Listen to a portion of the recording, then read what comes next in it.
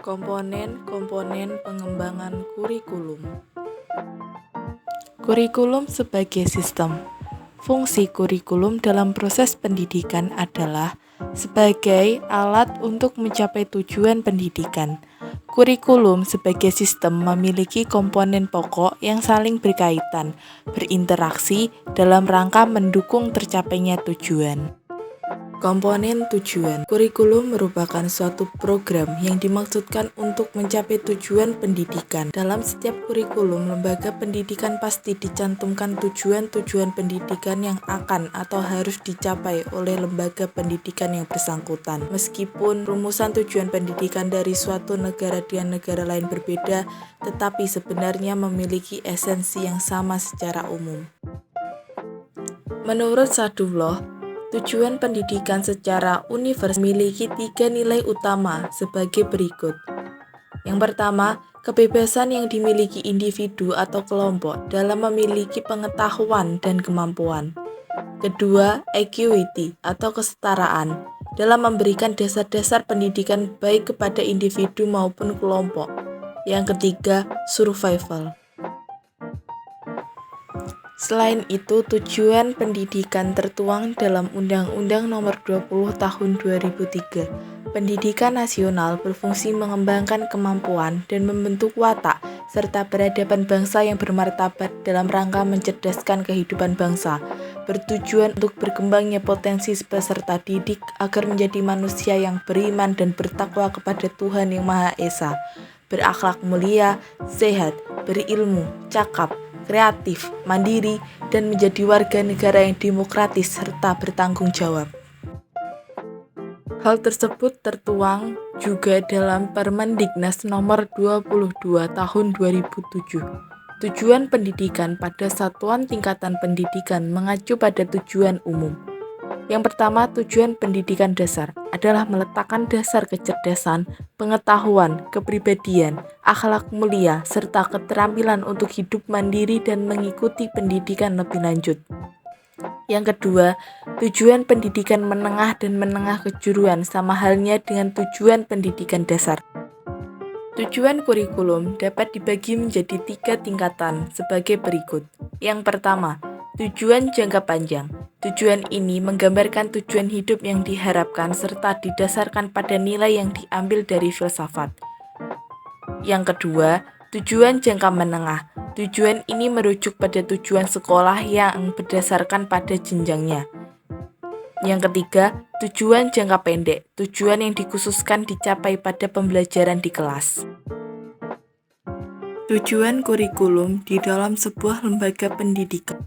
Yang pertama, tujuan dicapai secara keseluruhan mata pelajaran atau bidang studi atau tujuan lembaga, juga bisa disebut dengan institusional. Yang kedua, tujuan yang ingin dicapai oleh setiap bidang studi atau tujuan kurikuler. Komponen materi. Isi program kurikulum adalah segala sesuatu yang diberikan kepada anak didik dalam kegiatan belajar mengajar dalam rangka mencapai tujuan. Isi kurikulum meliputi jenis-jenis bidang studi yang diajarkan dan isi program tiap-tiap bidang studi tersebut. Bidang-bidang studi tersebut disesuaikan dengan jenis jenjang maupun jalur pendidikan yang ada. Standar yang bisa dipertimbangkan dalam membuat materi atau isi dalam sebuah kurikulum sebagai berikut. Yang pertama, kebermaknaan atau signifikasi. Yang kedua, manfaat atau kegunaan. Yang ketiga, pengembangan manusia.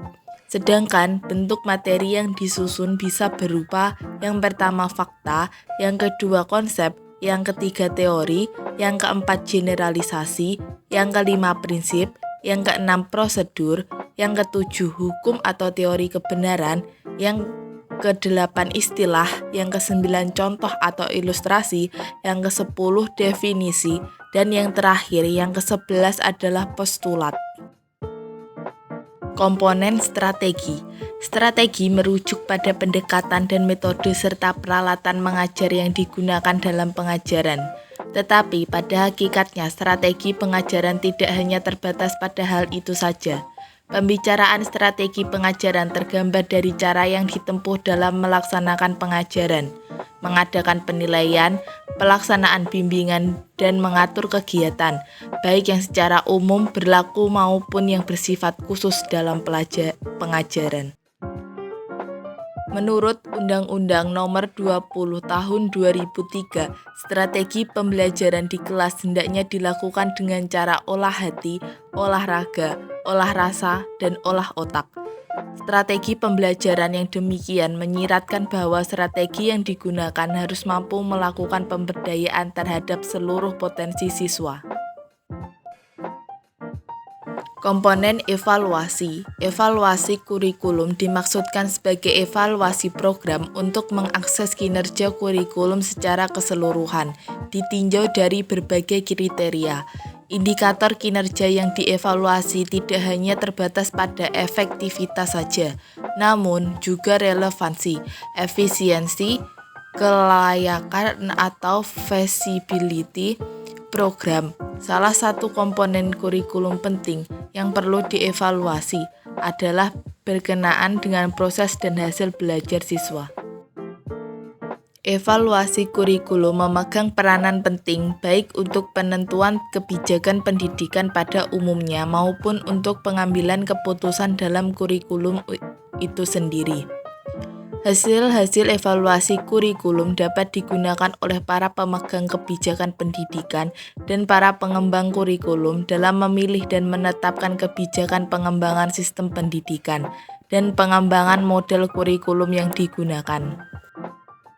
Hasil-hasil evaluasi kurikulum juga dapat digunakan oleh guru-guru, kepala sekolah, dan para pelaksana pendidikan lainnya dalam memahami dan membantu perkembangan peserta didik, memilih bahan pelajaran, memilih metode dan alat-alat bantu pelajaran, cara penilaian, serta fasilitas pendidikan lainnya.